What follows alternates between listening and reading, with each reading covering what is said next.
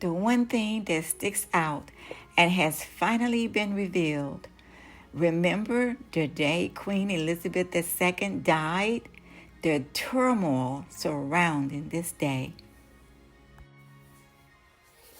Prince Harry and Meghan Markle were on a European tour in early September 2022.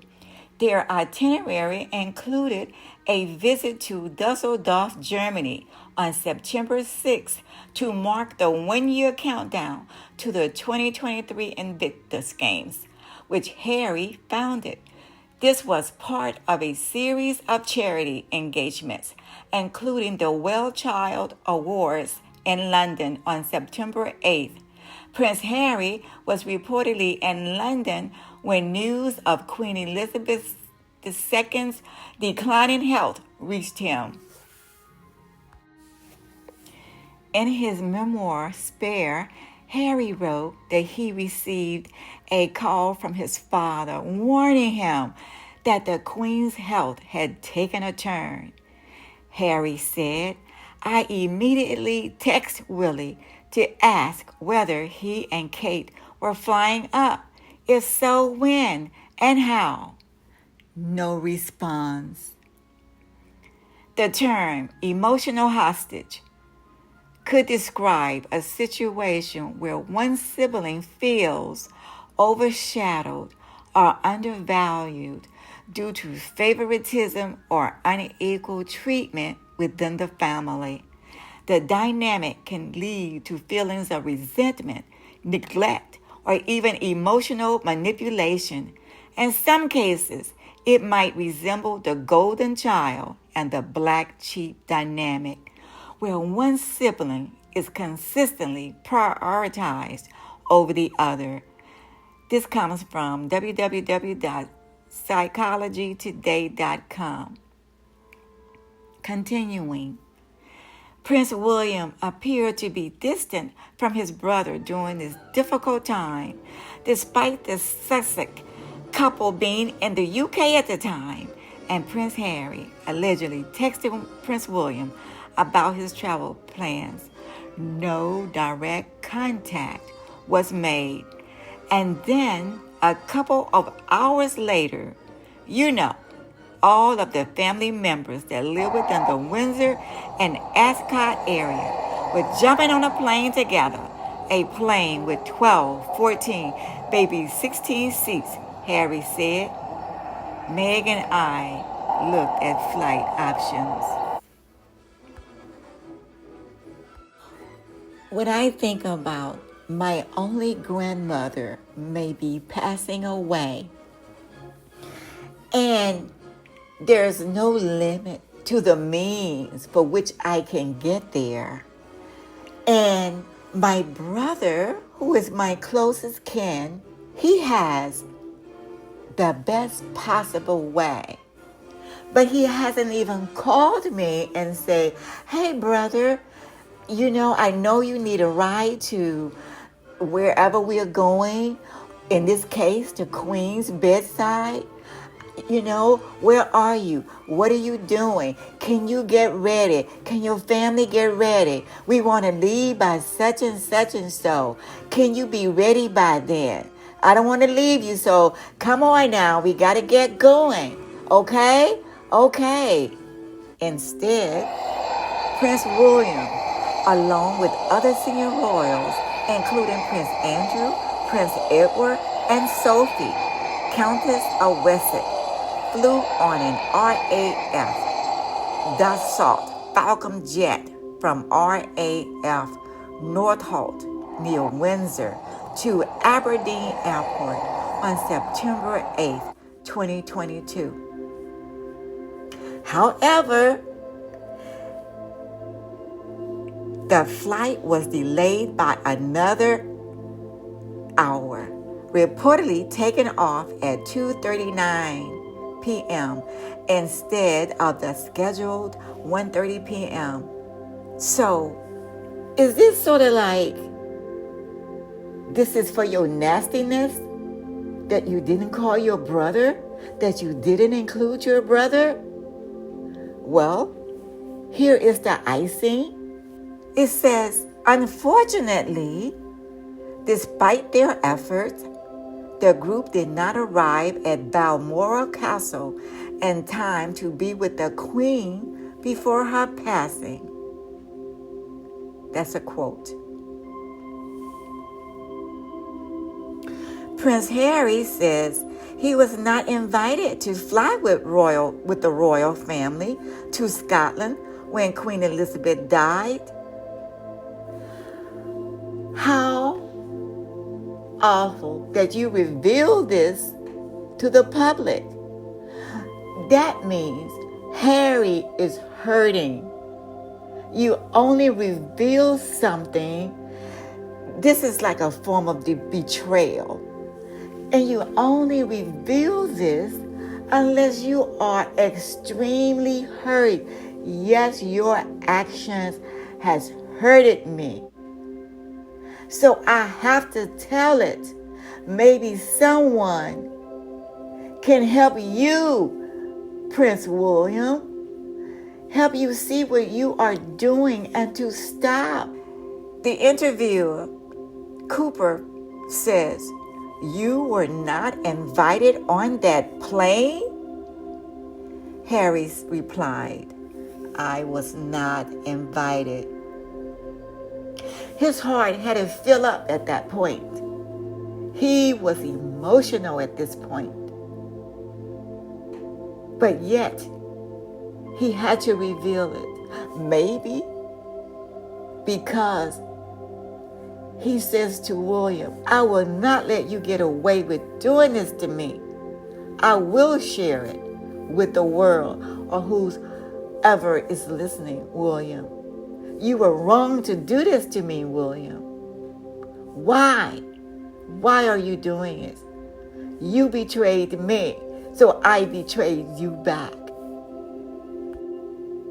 On this day, it's now 10:30 in the morning, and I am sure Harry and Meghan are busy on the phones trying to find the next available flight to Aberdeen. They are calling every airline they possibly can think. But guess what? It's hard to get a flight the same day. I don't care where you are trying to go. It's just not that simple unless your hub is here and the other hub is in Aberdeen, and you have flights going 2 and 3 times per day. But this is not the case, apparently. So here it is. They must come up with some other conclusion, and they might consider, well, should we drive there? But no, it's over 800 miles. So that's like a 10 to 11 hour drive. So that's out. So what's the next step? He's got to get there. He's got to go. He knows if he don't go, what it will look like, what it will appear. He will look defeated. His family will look defeated. And they will say it's because of Meghan that Harry didn't arrive to his grandmother's bedside. So he has to do what he has to do. And Meghan says, whatever you need to do, Harry, I will support you. It's now 12 p.m.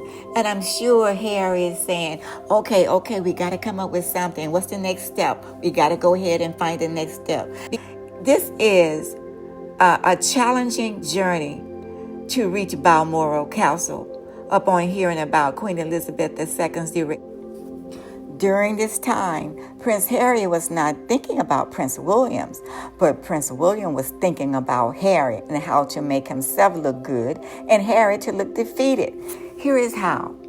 Between the golden child and the black sheep is what they probably refer to Harry as. It's very complex and emotionally charged.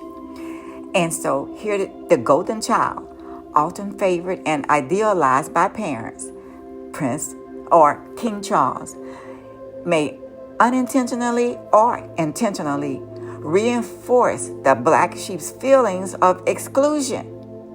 And we know that William does that, and Charles does it. The golden child might adopt an attitude of superiority, believing they are inherently better due to the favoritism they receive. This can lead to dismissive or condescending behavior toward the black sheep. Yes. Projection of blame. The golden child may scapegoat the black sheep, blaming them for family issues or conflicts. This reinforces the narrative that the black sheep is problematic. Emotional manipulation. The golden child might use their favorite status to manipulate situations. I'm the future king, ensuring they remain in their parents' good graces while the black sheep is further marginalized. Harm. The golden child may actively seek to harm the black sheep, but inadvertently contributes to their feelings of isolation by aligning closely with the parents' expectations and value. This dynamic often stems from deeper family issues such as narcissistic parenting or unresolved trauma. Both roles, golden child and black sheep, can carry emotional burdens, with the golden child facing immense pressure to maintain their status and the black sheep struggling with feelings of rejection and inadequacy. Can I get an amen? Harry, with Meghan by his side, fights back.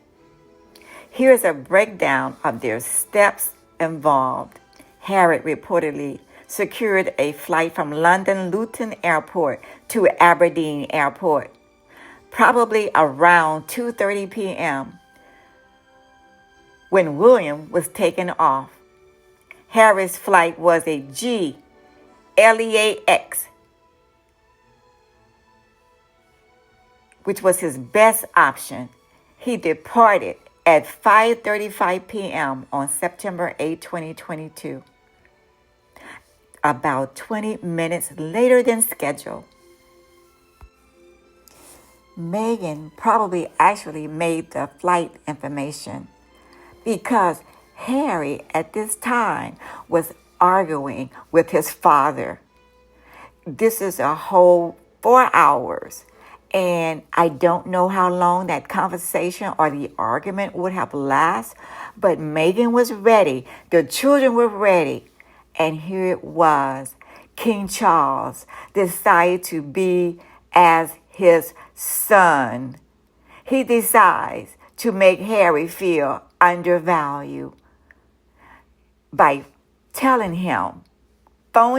him and telling him it was not appropriate for his wife to be there.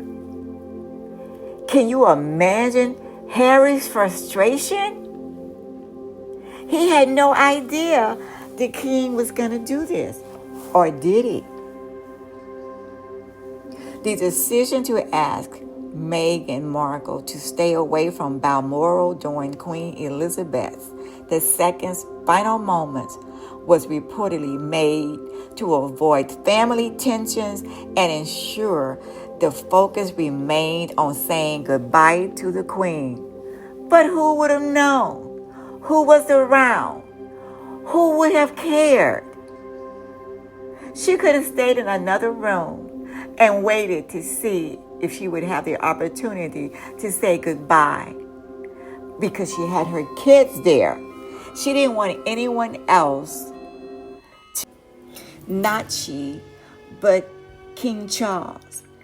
He didn't want the Queen to put her eyes on Harry's and Meghan's children again. She may have said, oh, bring the kids. Let me just look up on them one last time.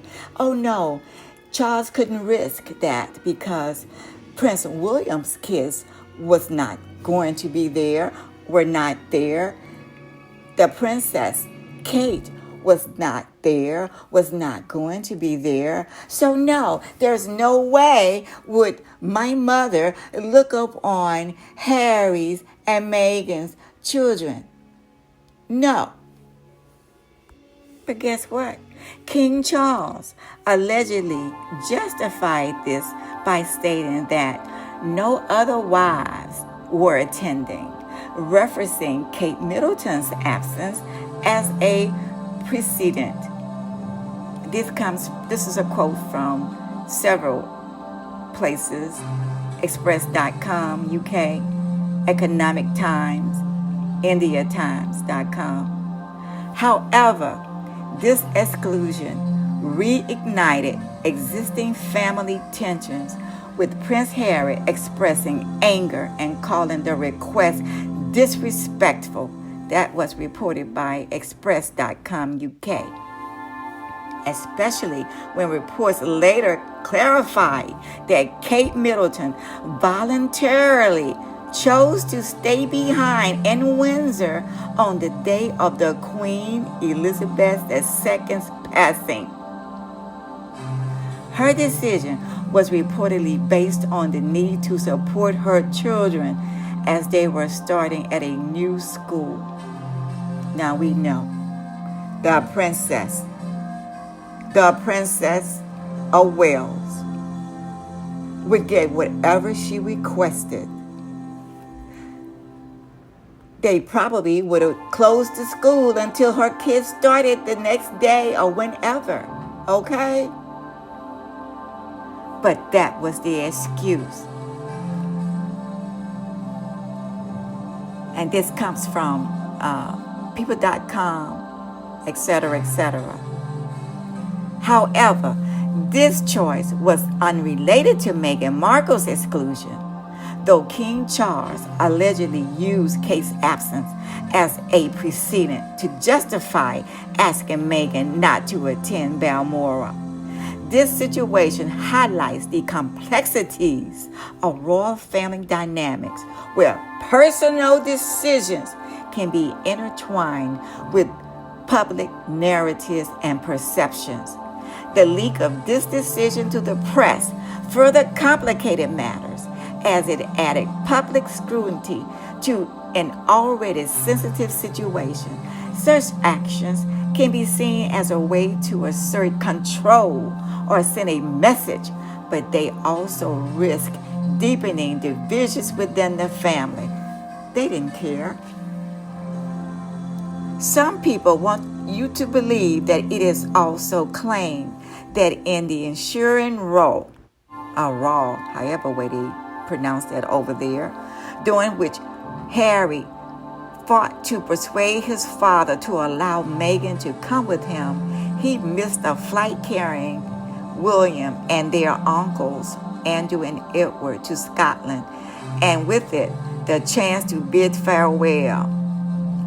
This is to take the nastiness off of King Charles, because remember, Harry says he were never invited on the flight.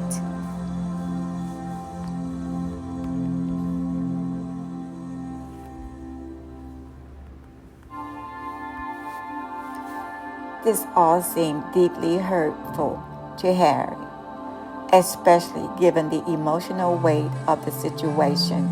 Harry's desire for Meghan to be by his side during such a pivotal moment feels entirely natural, reflecting their bond and mutual support. Excluding her could indeed be perceived as an act of malice, or even a calculated way to assert authority in the fragile dynamics of the royal family. The decision, coupled with its subsequent leak to the press, added layers of public humiliation and scrutiny that no doubt compounded the pain for both Harry and Meghan. Regardless of whether this was driven by tradition, power dynamics, or personal animosity, it undeniably left lasting wounds. Such moments highlight the stark contrast between duty and humanity, and consequences of prioritizing one over the other. Remember when the then Prince Charles did not turn down Meghan's request to walk down the aisle because he knew millions or billions' eyes would be on him. In fact, he graciously stepped in when Meghan's father, Thomas Markle, was unable to attend the wedding. Charles walked Meghan down the second half of the aisle at St. George's Chapel during her wedding to Prince Harry on May 19, 2018. At first, this gesture was widely seen as a warm and supportive act, symbolizing his welcome of Meghan into the royal family. It's true that such moments are often under intense public scrutiny, and Charles's decision likely carried both personal and symbolic significance. On the one hand, it was undoubtedly a kind and supportive gesture during an emotional time. On the other hand, as a figure under the spotlight, actions like this can also be strategic, aligning with public expectations and fostering goodwill. Being in a position of such global visibility often means balancing personal sincerity with an awareness of public perception. It's fascinating how even acts of kindness can sometimes be viewed through the lens of gain or calculated intent. History and public opinions often shape how these gestures are interpreted. So today, look at this royal family of evidence of his gestures. His hands holds his guilt. In closing, Harry says, I looked at the BBC website. My grandmother had died. My father was king. Prince Harry also revealed the final words he said to the Queen and how he said them. The Duke recalls that he whispered to Her Majesty that he hoped she would be happy and that she would reunite with his grandfather, Prince Philip. That's a quote from womanandhome.com. But tomorrow is a new day. Probably an opportunity will come somewhere in the future. Well, let's say, hopefully in the future. And that the royal family can get up off the ground and take their proper position. Let's hope so.